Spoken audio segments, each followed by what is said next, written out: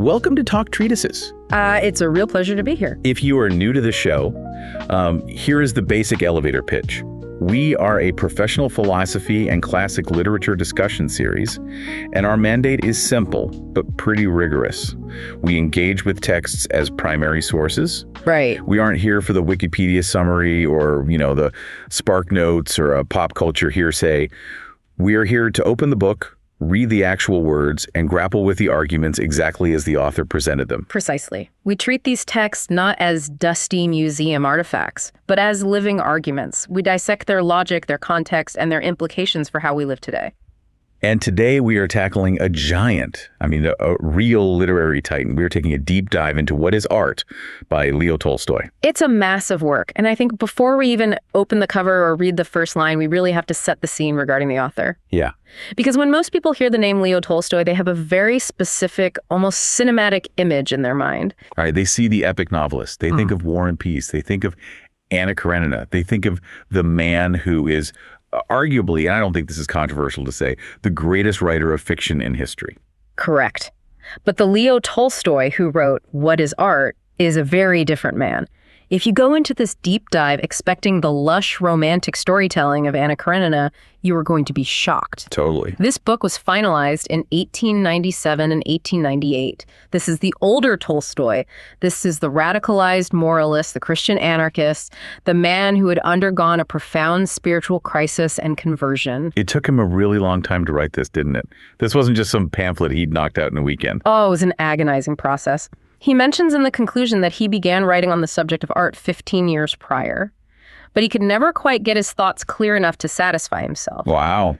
He says he started and stopped 6 or 7 times. So what we are reading today is the culmination of a decade and a half of pure obsession. And the most shocking thing right out of the gate, and I think this floors people who aren't ready for it, is his complete rejection of his own legacy. It is the first thing that strikes you, and it hits hard. He looks back at his own literary output, the books that made him world famous, the books that are on every must-read before you die list, and he effectively throws them in the trash. He really does. He relegates his own famous novels to the category of bad art. Wait, let's just pause on that for a second. War and Peace, bad art. According to the criteria he lays out on this book, yes, bad art. Anna Karenina, the tragic romance that basically defined a century of literature. Bad art. He saves only 2 very minor short stories from his own career. God Sees the Truth and The Prisoner of the Caucasus. He holds those up as examples of good art. Everything else he says belongs to the category of bad, exclusive art that divides people rather than uniting them. That is, well, it's a bold move. It's like Michael Jordan retiring and saying, you know what, basketball is actually a waste of time and I was terrible at it. To sit atop the literary world and say, actually, the ladder I climbed to get here is completely rotten. It really is. And to understand why he would do something so drastic, we have to understand the intellectual problem he was trying to solve. Right. He wasn't just being a contrarian for the sake of it. He was looking at the state of aesthetics, the philosophy of art and beauty, and he found it to be a complete logical disaster. He spends a good chunk of the early chapters just tearing apart the history of philosophy, doesn't he? He does. Yeah. And this is where we need to slow down a bit, because he goes after what he calls the Baumgartenian Trinity. Baumgarten. That's Alexander Baumgarten. Yes, the German philosopher from the mid-1700s. Basically, Baumgarten is the guy who invented aesthetics as a distinct field, and the prevailing theory, which had trickled down from Baumgarten to Hegel and eventually to the common understanding of the 19th century, was this triad of goodness, beauty, and truth. Right, the idea that those 3 are connected. Exactly. The idea was that these 3 things are inextricably linked. That the beautiful is a manifestation of the good and the true. It's a very romantic, a very appealing idea. It sounds nice. Yeah. It suggests that if something is beautiful, it must be good. And that is exactly why Tolstoy hates it. He says this is a convenient lie. It is a linguistic trick we use to justify our own indulgences. How so? Like, how is it a trick? Think about the halo effect in psychology. When we see a beautiful person, we instinctively assume they are smart, kind, and honest. We conflate appearance with morality. Tolstoy argues that the philosophers took this cognitive error and built an entire academic discipline around it to justify the tastes of the rich. Ah, I see. So he attacks the definition of beauty itself. Yes. He identifies 2 main ways people define beauty, and he thinks both are massive failures. The first is the objective or mystical view. This is the idea that beauty is something existing in itself, a manifestation of God or the will or the idea or the absolute. Which sounds very high-minded. Beauty is truth, beauty, and all that kind of poetry. It does, but Tolstoy argues that this objective definition is really just a cover. It's a way of elevating our personal preferences to a divine status. Because if you think about it, how do we actually know this absolute beauty is present? Oh, I assume because we see it or experience it. No, because we like it, because it pleases us. So he says this objective view circles right back to the second view, which is the subjective view. It's just what exactly? The subjective view is simply that beauty is that which pleases us. Specifically, it pleases a certain class of people, the educated elite. Tolstoy argues that all these heavy philosophical treatises on the absolute are just smoke and mirrors to justify why the upper classes like what they like. This brings us to the central analogy of the text, which I found absolutely brilliant. Yeah. I think this is the key to unlocking the whole book for you as a listener. Yeah. The comparison of art to food. It is the linchpin of his entire argument. If you get this analogy, you get Tolstoy. So let's unpack this. He says, imagine if we define food solely by pleasure. Right. Imagine you are a scientist trying to define what food is. You observe people eating. You see that they seem to enjoy it. So you write down your definition. Food is that which gives us pleasure. I mean, technically, I do eat for pleasure. I had a donut this morning. That was pure pleasure. I didn't eat it for the vitamins. Exactly. But if that is your scientific definition of food, that which pleases the taste, then strictly speaking, the donut is better food than a loaf of whole wheat bread. Because the donut tastes better. Correct. If the metric is pleasure, then the most intense spices, the richest cheeses, the strongest alcohol, and the sweetest candies are the highest forms of food. And plain bread or water are totally irrelevant. Because we are focusing on the enjoyment of eating rather than the actual purpose of eating? Precisely. The biological purpose of food is nutrition to maintain the body. The pleasure of eating is incidental. It's a mechanism to get us to eat, but it isn't the point. If you define food by pleasure, you will destroy your health because you won't understand what food is actually for. You'll eat nothing but cayenne pepper and chocolate. And he applies this directly to art. If we define art by pleasure, which is what he says, beauty really means we fail to understand the sociological purpose of art. Yes. We become like savages who think the purpose of food is just to taste good. We consume artistic products that titillate our senses, complex symphonies, obscure poems, realistic nude paintings, and we call it high art because it pleases us. But we are failing to ask the most important question. What is the sociological purpose of this activity? Why do humans actually do it? So if art isn't for pleasure, what is it for? This brings us to the thesis. Tolstoy's thesis is radical in its simplicity. He states that art is not the pursuit of beauty. It is not the production of pleasing objects. It is not a game. Art is a specific human activity of communication. It is the transmission of feelings. The transmission of feelings. It sounds simple on the surface, but I feel like there's a lot of weight behind those words. There is an immense amount of weight. He argues that this activity is indispensable for the life and progress of humanity. Without it, we would be isolated savages. He draws a hard distinction between art and speech, right? Yes. Speech transmits thoughts. If I want to tell you that the earth is round, or how to build a boat, or what the capital of France is, I use words to transmit that thought. But art transmits feelings. This brings us to his concept of infection. That is the technical term he uses, infection, and he means it almost virally. The mechanism works like this. The artist experiences a specific feeling. It could be joy, sorrow, fear, reverence, anything. The artist then uses external signs, movements, lines, colors, sounds, words to transmit that feeling. And the receiver. The receiver is infected. They feel the exact same emotion that the artist felt. He uses the analogy of the boy and the wolf here. I think this really clarifies it for you because it moves us away from museums and into real life. It's a perfect example. He says, imagine a boy goes into the woods and encounters a wolf. He feels terror. Genuine heart-stopping terror. He runs back to the village. Now he wants to tell the others what happened. He describes the woods, the silence, the sudden appearance of the beast, the look in its eyes, his own pounding heart. And if he tells it well? If he tells it so vividly, so sincerely, that the listeners actually feel the fear themselves if their hearts start pounding, if they feel the chill of the woods, that is art. Even though it's just a story told by a frightened boy. No paint, no marble, no orchestra. Yes, that is art in its purest form. And here is the kicker. Tolstoy says even if the boy invented the wolf, if he never saw one, but he imagined the fear so sincerely and expressed it so clearly that the audience still feels it, that it's also art. So the criteria isn't, is it a beautiful oil painting or is it a complex sonata? The criteria is, did the barrier between the sender and the receiver disappear? Exactly. For a moment, the receiver and the artist become one. The receiver feels as if they produce the work themselves. They feel, this is exactly what I have been feeling and wanted to express. That union, that breaking down of the separation between I and you is the defining characteristic of real art. Okay, so if art is this fundamental human connection, this bridge between souls, how do we end up with the art world we have today?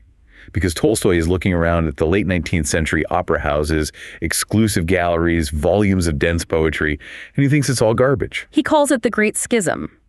To understand this, we have to look at the sociology of art.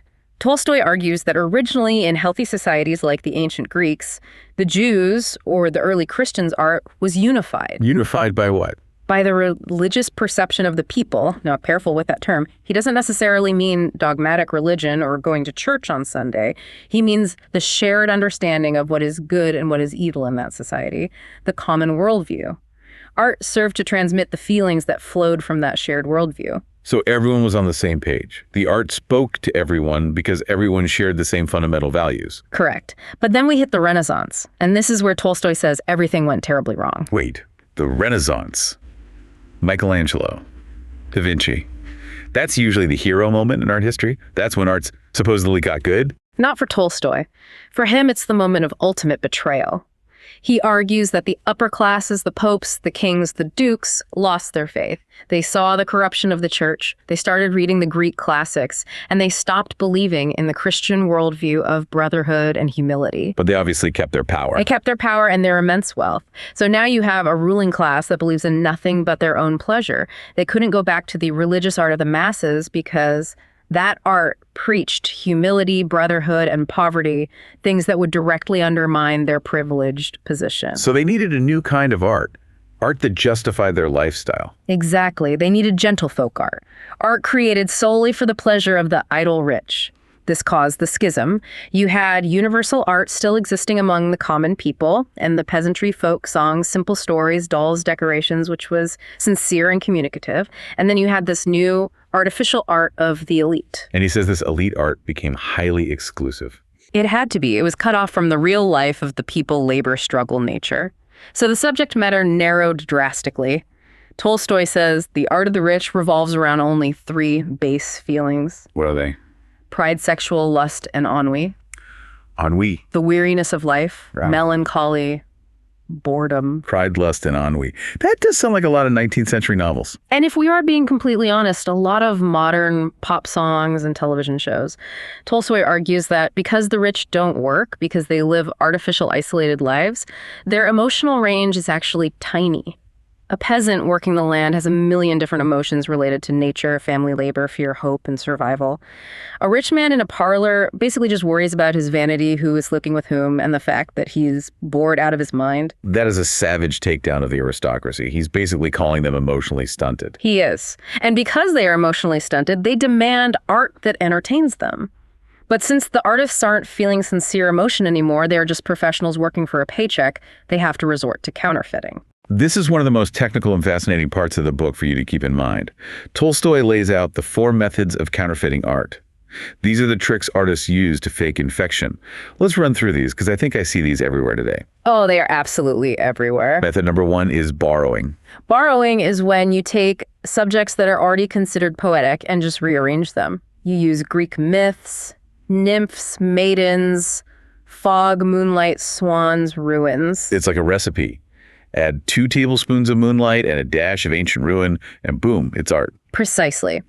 Tolstoy critiques a novel he read where the heroine is in a white dress in a poetic wood, and the hero wears a hat with a feather a la Guillaume Tell. He says the author thinks that this is art because it reminds us of other art. But there is no real feeling there. It's just a collage of cliches. It's nostalgia baiting. Exactly. It's reference as a substitute for emotion. Method number 2 is imitating. Now, I have to push back here a little to represent the other side. This is his attack on realism. But isn't realism good? If I paint a flower and it looks exactly like a real flower that takes incredible skill, Why does Tolstoy call that a counterfeit? He says artists mistake detail for art. They think if they describe a buttonhole with perfect accuracy or if an actor mimics a death rattle perfectly, that is art. But isn't it? It's capturing reality. Tolstoy says it's just photography. Worse, it's distraction. He says a wax figure can be incredibly realistic. He has the eyelashes, the pores, the exact skin tone, but it isn't art. It doesn't transmit feeling. It just makes you say, wow, that looks real. It occupies the eye but leaves the heart totally cold. So for him, skill is not the same as art. Correct. You can be an absolute virtuoso at imitation and have absolutely nothing to say. Method number 3 is striking, or effects. This is physiological manipulation. In literature, it's shocking violence or smut. In music, it's a sudden, loud crash of the orchestra. Like jump scares in a horror movie. Exactly. Tolstoy says if a noise makes you jump, that isn't an artistic emotion, it's a reflex. If you read a description of a gruesome murder and feel sick, that is an aesthetic infection, that's just a physical reaction. The upper-class art, he says, relies on stimulating the nerves because it can't move the soul. It has to scream at you to get your attention. And the 4th method is interesting. This one feels very relevant to the puzzle box movies we see today. This is the intellectual trap. Art that is a puzzle to be solved. Intricate plots, historical trivia symbolism that you have to decode. Tolstoy says that the moment your mind has to work to solve the artwork, the emotional transmission is broken. If the mind is working to decode the work, the heart is not being infected. That's a powerful distinction. He says people mistake being interested for being moved. You might be engaged by a mystery novel or a complex poem. You might be thinking, oh, how clever.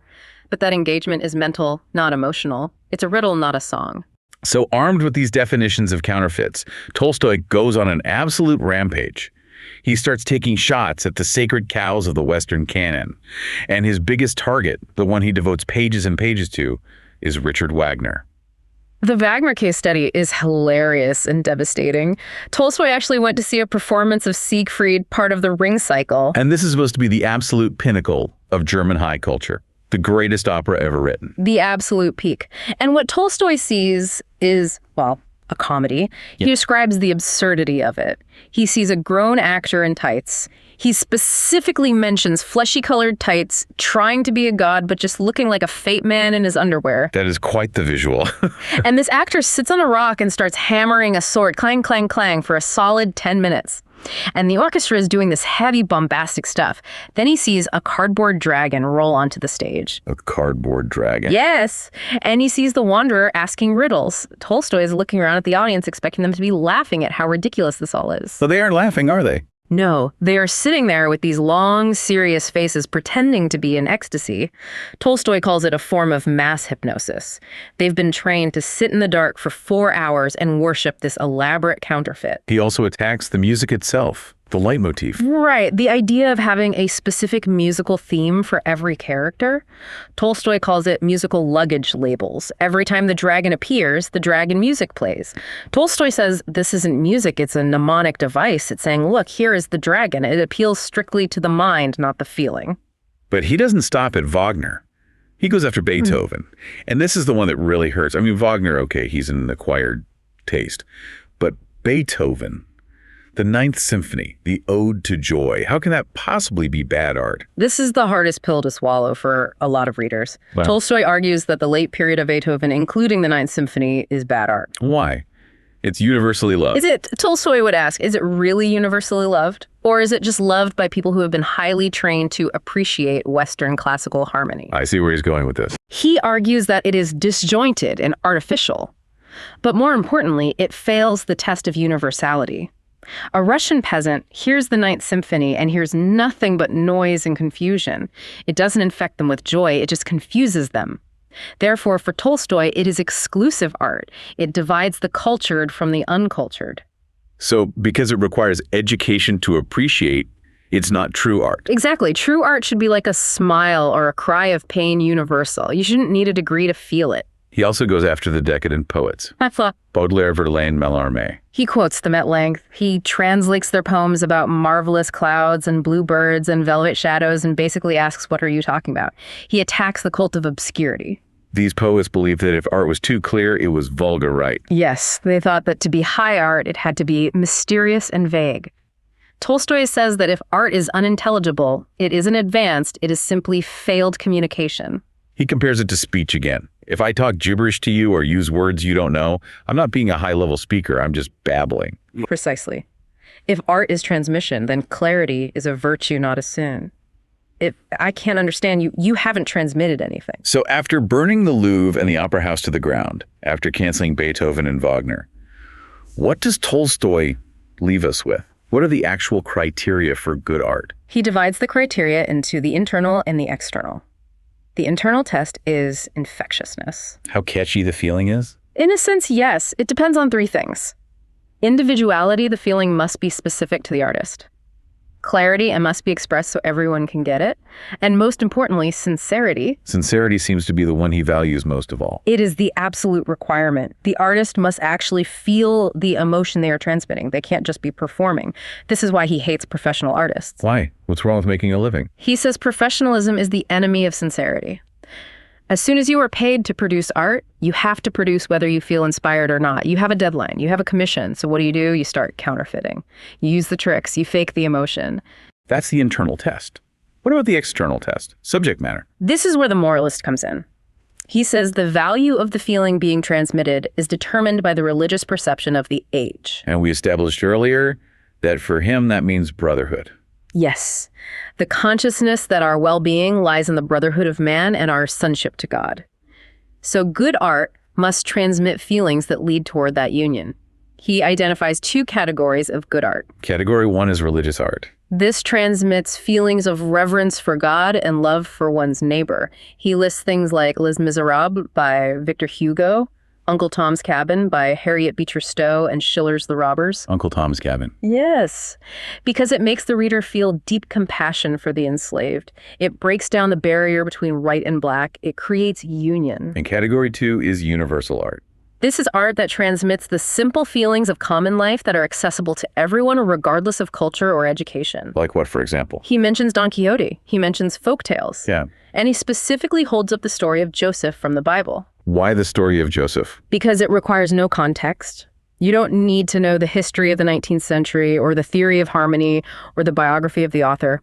It's a story about brothers' jealousy, betrayal, and forgiveness. A Chinese peasant, a Russian aristocrat, and a child can all understand the feeling of Joseph weeping for his brothers. That is universal art. It unites us because we all share those basic human emotions. Exactly. Whereas a novel about a bored French aristocrat having an affair like Madame Bovary, or even his own Anna Karenina, is only interesting to other bored aristocrats. It doesn't unite. It excludes. So looking forward, what does Tolstoy actually see as the future of art? Because he paints a picture of a world that looks very different from ours. He envisions a total transformation. First, the abolition of the professional artist. In the future, art will not be a career. There will be no art schools, no critics, no royalties. Art will be a side activity of people living normal, laboring lives. So you work in the fields or in the factory, and then you write a song because you have to express something. Yes, because if you are living a real life, you will have real feelings. He says the professional artist living in a studio has nothing to write about except his own ego. He also predicts the rejection of complexity. Future art will be brief, simple, and clear. And the content will shift away from pride, lust, and ennui. It will focus on the simple joys of brotherhood and the daily life of the common man. He also has a major bone to pick with science, doesn't he? He does. He argues that science is currently wasting its time studying useless things like the star's spectrum analysis or the geometry of n dimensions. He calls the Milky Way useless. He does. Yeah. He says, what good does it do us to know the weight of the sun? He says science should stop studying things that don't matter and start studying how to live rightly, how to treat our neighbors, how to educate children, how to use the land. And art's role in this. Once science figures out the truth of how to live the truth of brotherhood, art will then take that truth and transmit it as feeling. So science loads the gun and art pulls the trigger. That's a great analogy. Science brings the concept of brotherhood to our reason. Art transfers it to our heart. It is a sweeping, uncompromising vision. He is asking us to sacrifice almost everything we consider culture. The symphonies, the complex novels, the abstract paintings for the sake of ethical unity. He is asking us to choose between beauty and brotherhood. And he says we cannot have both because what we call beauty is really just a wall that keeps the brotherhood out. Okay, let's unpack this with some thought experiments for you, the listener, to chew on. The following scenarios are for entertainment and educational purposes only. We are going to take Tolstoy's logic and push it to the absolute breaking point. I love this part. Let's see what you have today. Thought experiment number 1. I call this the biometric aesthetic tribunal. Sounds ominous. Here's the scenario. It is the year 2050. We have decided that Tolstoy was right. Art must be infection. And we finally have the technology to prove it.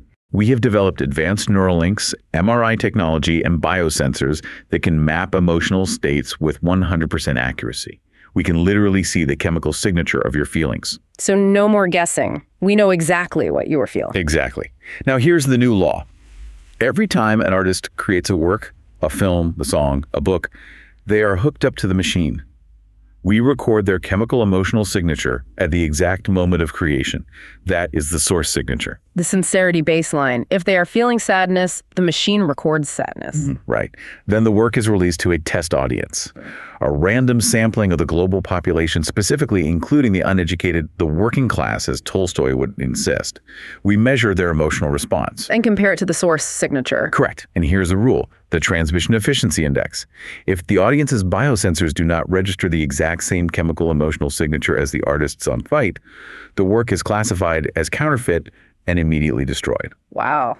This takes the sincerity and clarity arguments to the absolute limit. What are the implications here? What happens to art in this society? Well, first of all, it eliminates all interpretive art. If Yeah. I write a poem feeling melancholy and you read it and feel hopeful the art fails, the censors don't match. Right. Ambiguity is illegal. Death of the author. No, the author is the absolute dictator of feeling. It creates a culture of hypersincerity, Right. but it also destroys depth. Think about irony. Think about satire. In satire, I say one thing, but I want you to feel the opposite. My graph says mockery. Your graph might say anger or confusion. They don't match. Under the Tolstoy bot regime, satire is completely illegal. Complexity is illegal. So the only art that survives is art that hits you like a hammer. Exactly. Raw, simple, overpowering emotional transfer. It would probably favor horror, slapstick comedy, and extreme melodrama. Nuance would flatline the censors. If the audience has to think or guess what Tolstoy calls the interesting counterfeit, the biosensors show a drop in emotion and the art is banned. So we might end up with a culture of nursery rhymes and jump scares. Or, and here is the flip side, a culture of profound empathy. If the system works, it means I can literally feel your pain. It would be the ultimate realization of Tolstoy's union. If you are sad, I must be sad. It would destroy apathy. But it does so at the cost of the intellect. It treats humans as emotional resonators, not thinking beings. Experiment number 2. Let's look at the universal intelligibility mandate All right, let's hear it. scenario. A global government decrees that following Tolstoy art is a means of union among men. Therefore, any art that requires context or education to be appreciated is illegal. Because if you need education to get it, that creates class separation. The ultimate anti-snobbery law. The mechanism is the peasant test. A panel of subsistence farmers from 5 different continents, a Kalahari bushman, a Peruvian Highlander, a Mongolian nomad, and so on, must unanimously agree that a work moves them. Unanimous agreement. Unanimous. If the Kalahari bushman says, I don't get it, the art is banned. That is brutal. So let's run some works through the peasant test. A performance of a Bach fugue. Banned. The bushman finds it a motionless noise. He doesn't understand Western counterpoint. A Marvel movie. Banned. The cultural context of superheroes' genetic mutation and New York City isn't universal. The Mongolian nomad might just find it confusing and loud. A painting of the Virgin Mary. Banned. If you aren't Christian, you don't feel the reverence. You just see a woman. It fails the universality test. So what happens to art? What actually survives the peasant test? It becomes radically simplified. It forces a convergence toward the lowest common denominator of human experience. What is left? Hunger, fear of death, simple love, physical pain, laughter at someone falling down. Physical comedy becomes the highest art form. It really does. A man slipping on a banana peel is universal. A pun is not. It tests Tolstoy's claim that the best art is universally accessible. He holds up the story of Joseph. But even that has cultural markers like camels and pharaohs. Under the strict peasant test, even Joseph might fail if the concepts of kingship or slavery aren't understood by everyone. So does this create a utopia of brotherhood? It creates a utopia of sameness. It erases cultural difference in the name of universal connection. It achieves unity but by lobotomizing the human experience. It suggests that what makes us different, our specific cultures, histories, and intellectual traditions, is inherently bad. which is the dark side of Tolstoy's universalism. It is. He wants us to be one, but he might just make us all zero. And as a final provocative thought for you to explore on your own, consider what happens when artificial intelligence enters this framework. If an AI can perfectly mimic human sincerity to trigger a desired chemical emotion in your brain without actually feeling it itself, is that the ultimate union or the ultimate counterfeit? Does the origin of the feeling matter if the infection is real? Now that is a terrifying extension of his theory. A sobering thought to end on. Tolstoy challenges us to sacrifice the beauty we love for the brotherhood we need. Whether that price is worth paying is the question he leaves us with. And it is a question that once asked, you cannot unhear. You will never look at a painting or watch a movie the same way again. Thank you for listening to Talk Treatises.